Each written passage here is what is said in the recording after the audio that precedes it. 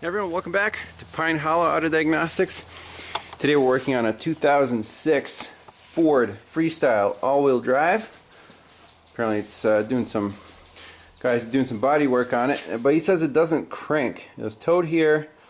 He can manually energize the starter and the vehicle will run. So we're dealing with a no crank situation. He said it has some kind of aftermarket security system. I see a little red light there. I don't know if that's a Ford installed unit or not. But in our engine, we don't have any trouble codes. Let's back out of here. Do a full code scan. It just has the P1000 OBD system checks incomplete.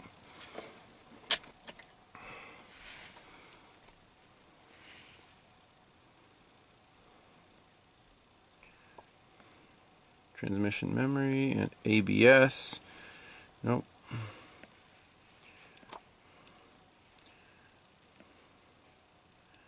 CAN communication bus fault with the ABS.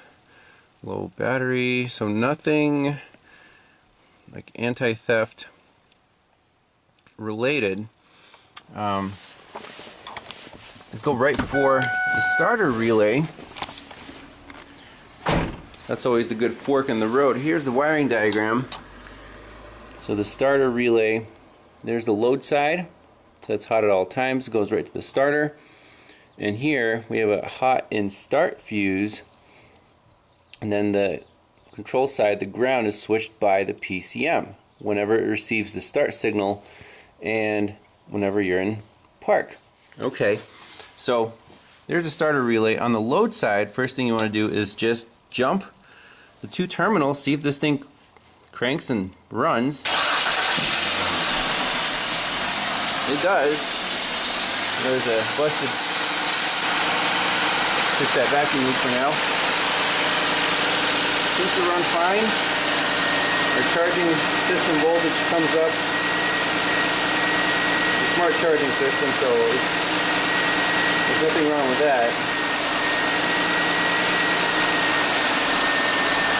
So we're not worried about the load side here, we're worried about the control side.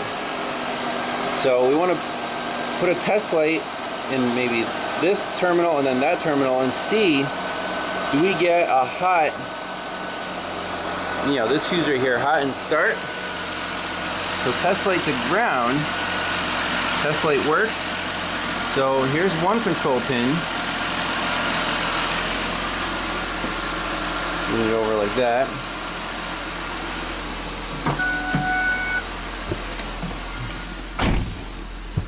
Shut it off. Key on. Crank. We have nothing there.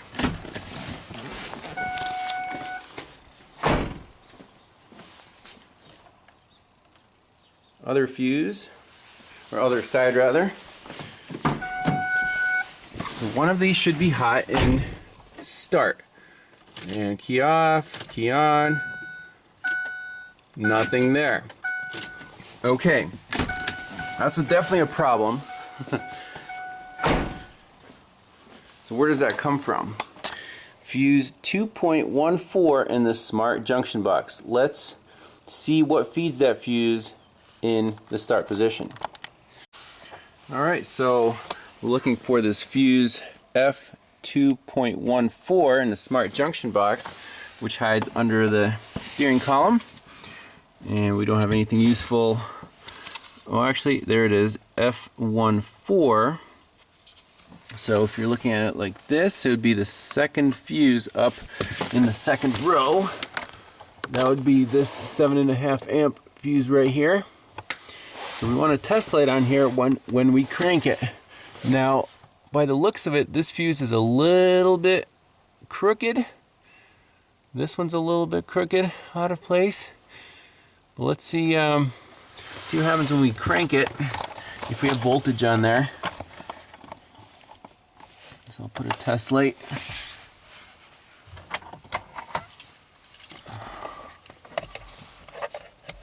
Right here.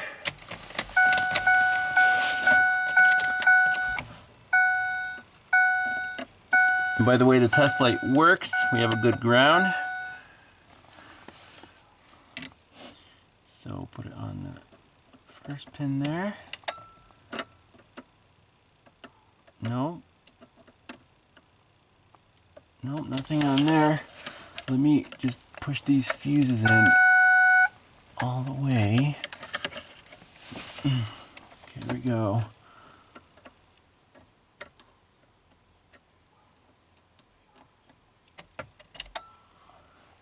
I hear something clicking there. Nope. So this fuse, let's take it out.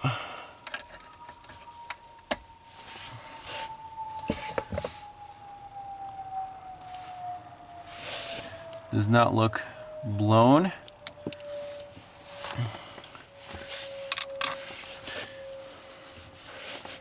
So, do one more check here.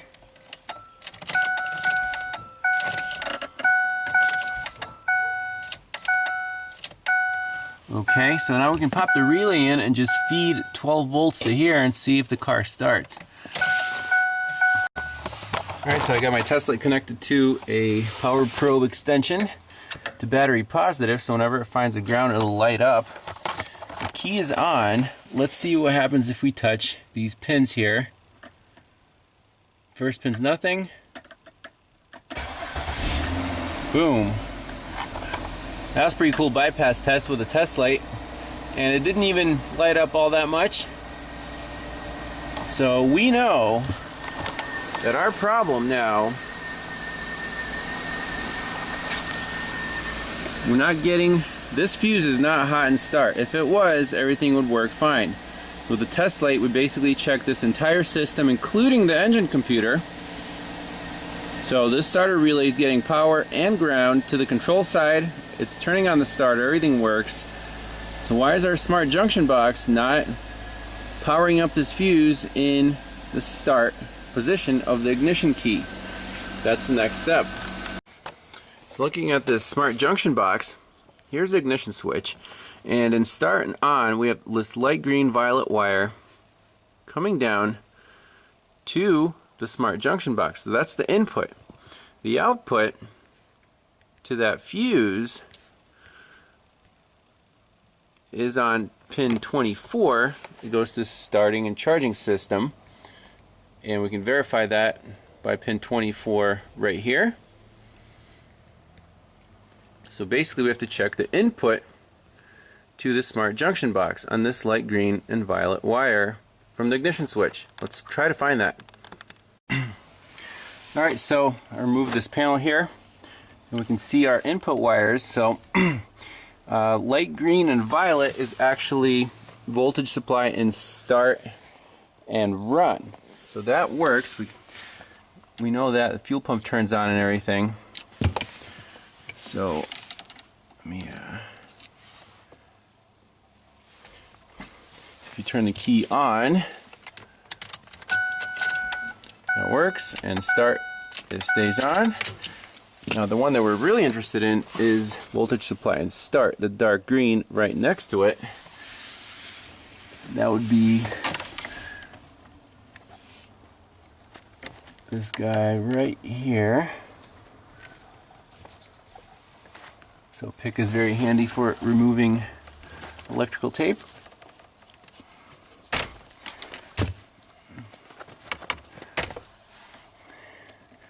And then isolating the wire that we want.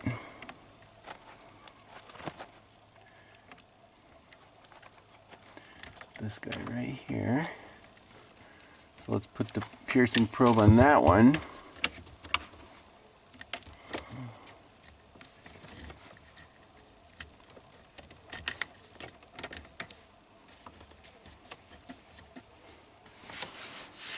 Okay.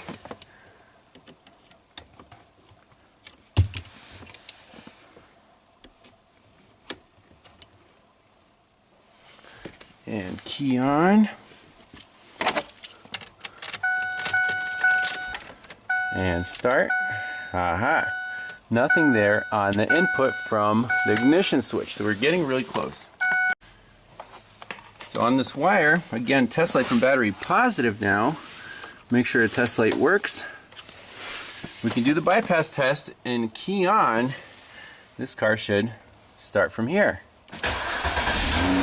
And it does. That's awesome. So we just did the bypass test from here, so now we're going back to the ignition switch, or if there's any aftermarket stuff between the ignition switch on this dark green wire and the smart junction box. So we're eliminating things here. You know, starter's good, relay's good, smart junction box is good. We're down to the ignition switch, almost there. So this aftermarket stuff here is apparently a Ford Motor Company remote start system with keyless entry. So this is factory installed. I'm just trying to see where all these wires go.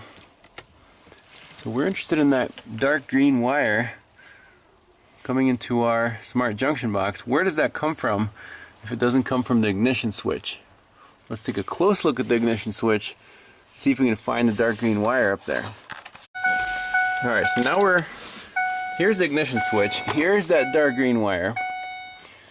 So test light again to battery negative, make sure it works. Sure does. Let's put it right here in the green wire and crank it. Ah, so I think I wiggled something and now the car starts. Let's see if we can reproduce the problem again. Now it's going to start every time. Dang.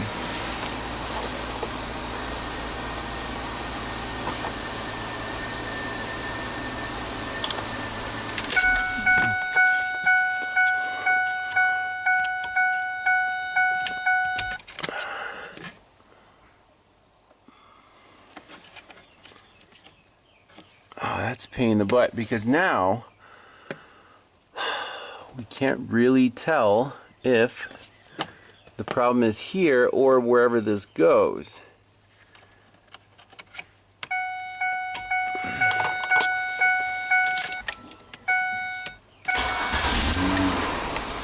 What I did just now before turning the camera on was I had to test light the battery positive.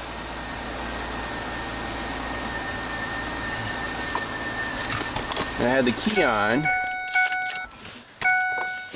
and I stuffed it in here, and the car started up.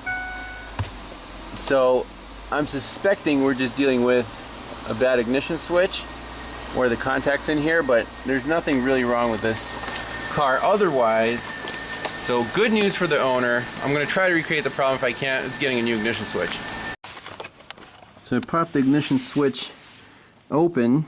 It's keyed. The little wide part is to the right if you're looking at it like this.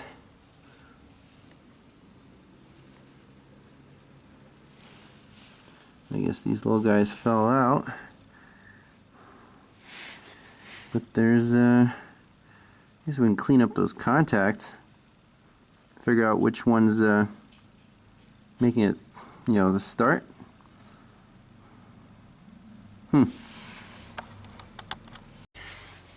Well, clean the contacts, put it back together, and it starts and runs. No problem. So if this happens again, I'll recommend a new ignition switch to the owner. But I don't see any problems with the remote start system as it's installed at the moment. I mean, we could try to even unplug this thing and see what happens.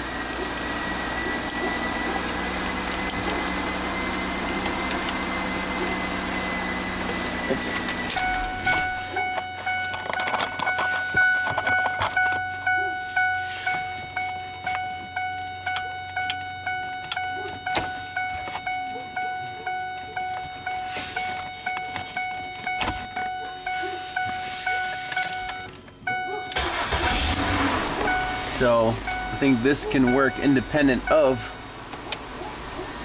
this module.